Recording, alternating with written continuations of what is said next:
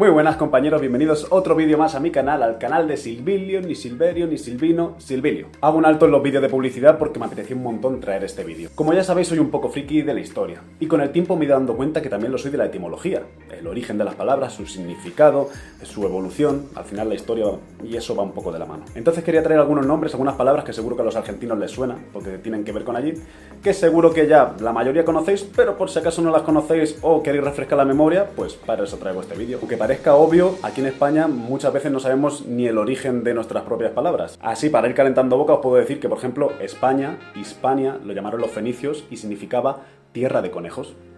Ahí lo dejo. Eso sí, voy a tratar el origen de las palabras desde muy arriba, como muy superficial. Si a alguien le interesa y quiere profundizar, de verdad, que vaya a otras fuentes de información que seguro que son más fiables que yo, con poco, pero vamos, de largo.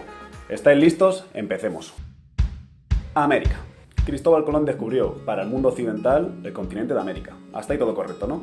O al menos oficial, ya sabéis por dónde voy. Entonces, por ejemplo, si las Filipinas se llamó así en honor al rey de España Felipe II, ¿por qué América no se llamó Colombia entera o Colonterra? Pues la respuesta la encontramos en un cartógrafo alemán llamado Martin Wassermüller o algo así, un apellido alemán. Este señor alemán fue el primero que hizo un mapa en el que salía el continente de América, bueno, un poco como se lo imaginaban, aceptable, digamos, no como lo conocemos ahora. Para cartografiar ese mapa se valió de unos documentos que dejó Américo Vespucio. Américo Vespucio fue un navegante florentino que trabajó explorando las costas de Brasil, lo que es Venezuela y todo eso, al mando de España y Portugal. Las descripciones de Américo eran tan valiosas, tan detalladas, que el cartógrafo alemán, en su honor, cuando publicaba los mapas, los cartografiaba, le ponía a toda aquella zona que se estaba descubriendo América, en su honor. La divulgación de esos mapas se fueron haciendo tan famosos por toda Europa que al final, a lo que se le llamaban las Indias en aquella época, poco a poco todo el mundo de forma popular empezó a llamarle América. Como curiosidad, igual que Colón murió sin saber que había descubierto un continente,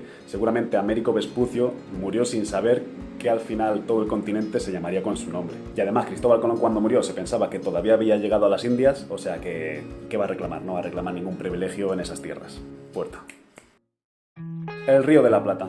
A principios del siglo XVI fue descubierto el río de Solís, llamado así por Juan Díaz de Solís, que fue quien lo descubrió. Hoy en día es considerado el primero que llegó al Río de la Plata y fue un navegante que se duda si era castellano o era portugués. Según el imaginario de la época, aquel río llevaba una sierra llena de incontables riquezas, entre ellas la plata. Fueron los portugueses quienes bautizaron ese río con el nombre del Río de la Plata, pero poco a poco se hizo famoso hasta en los españoles. Hubo un poco de tensión entre portugueses y españoles para ver quién se hacía con el control de esa zona, y fue Carlos I, el rey de España, quien ordenó a Juan Pedro de Mendoza que poblara aquellas tierras. Juan Pedro de Mendoza era un militar conquistador de allí. Y ahora viene Argentina, que después de hablar del Río de la Plata está fácil, ¿no? Estamos hablando de las tierras de la Plata, de las provincias del Río de la Plata. Y plata en latín, ¿qué es?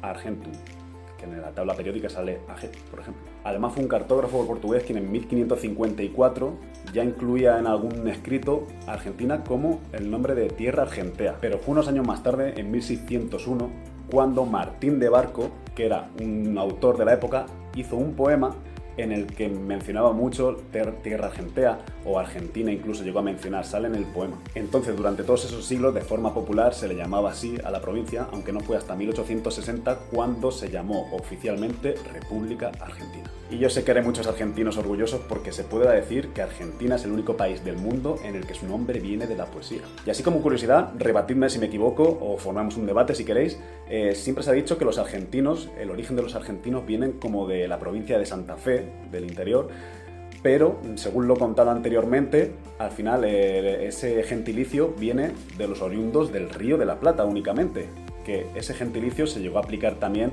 a paraguayos, a uruguayos, se le llegó a llamar argentinos también a ellos en su época. Ahí queda eso como curiosidad.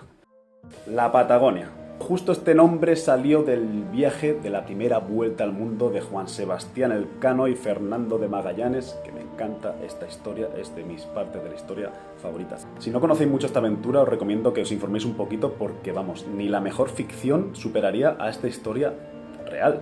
Os recomiendo, por ejemplo, una crónica oficial de Antonio Pigafetta, que era un cronista que estuvo en ese mismo viaje y dejó todos los escritos, o incluso podcast que cuenta sobre ello. Por ejemplo, Memorias de un tambor es un canal de podcast que cuenta esta historia que dura 3 o 4 horas de una forma espectacular. espectacular. Resulta que al principio del siglo XVI había un personaje de ficción popular llamado el gigante Patagón. Pues en este viaje de la primera vuelta al mundo, cuando los navegantes pasaron lo que hoy sería la provincia de Santa Cruz, vieron a un hombre en la playa, originario de allí, que lo consideraron un gigante porque era muy grande. Antonio Pigafetta cuenta en su crónica que los navegantes desde el barco, cuando lo vieron, empezaron a gritarle gigante Patagón, que era por el tamaño de sus huellas, decían que era el Patagón en persona, y entonces empezaron a llamarle de forma popular a toda la zona de allí los Patagones. Se ve que este término caló de buen grado porque todos los cartógrafos del mundo empezaron a llamar a esa zona en especial Tierra de Patagones.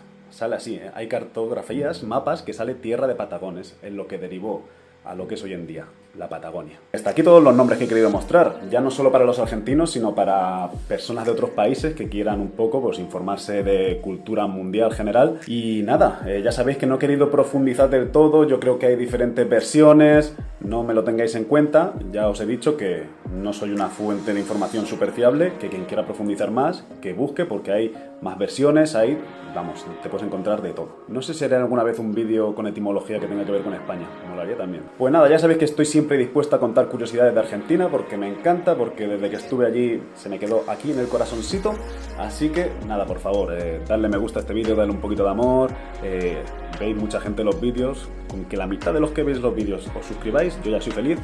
Así que nada, espero que todo vaya bien por allí y un besico. Chao, chao. Damn.